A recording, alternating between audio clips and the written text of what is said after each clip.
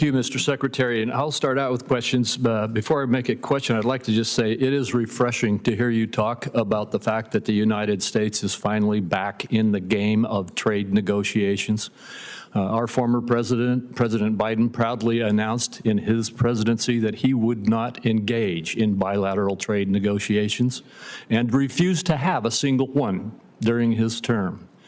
Now we are engaged in trade negotiations, and other countries are coming to the table to deal with this, and I was very pleased to hear your report on that.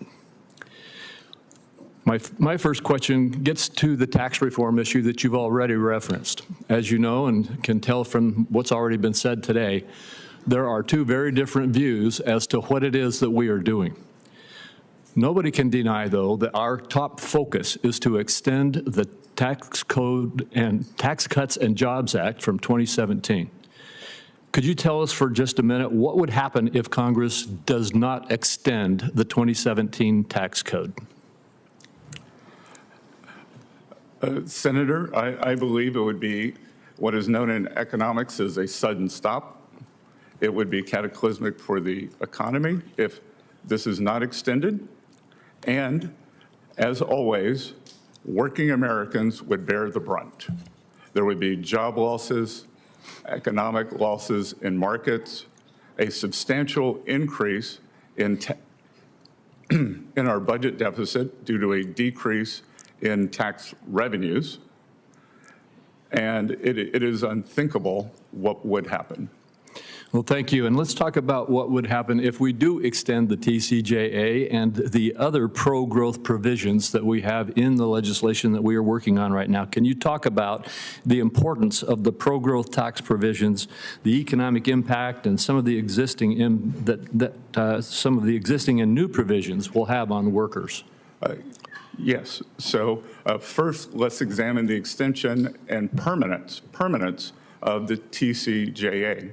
Making this permanent will give an economic impetus to the U.S. economy as households and businesses have greater certainty. I've met with numerous business leaders since I was confirmed on January 28th, and while they are confident that the bill would pass without 100% surety, they are holding back on their capital expenditure plans.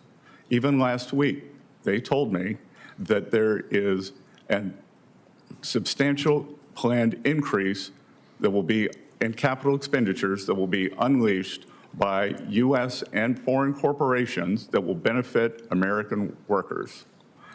In terms of households, we will see the continued increase for working Americans from TCJA, which led to strong non-inflationary growth, as opposed to what we saw during the Biden years of substantial inflation.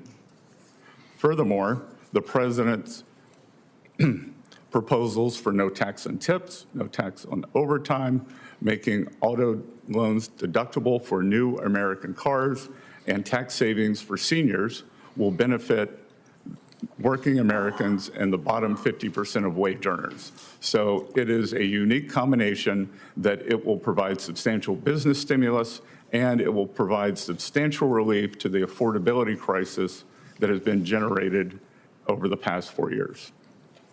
Thank you. And finally, my last question is, critics have recently as just now, called this bill a tax cut for billionaires, even when the data shows that the middle-income families benefited the most from the Trump tax cuts and have the most to lose if they expire. Can you tell us what the benefits of this legislation are for working families who are still recovering from the cost of record inflation under the administration? Yes, sir. They will, as I outlined in my opening remarks, they will see substantial increases in their household income. And more importantly, they will see real wage growth as they did under TCJA in 2018, 2019, going into January 2020, pre-COVID, when hourly workers did better than supervisory workers. The bottom 50% of working Americans had household net worth increases that were substantially in excess of the top 10% and 1% household increases.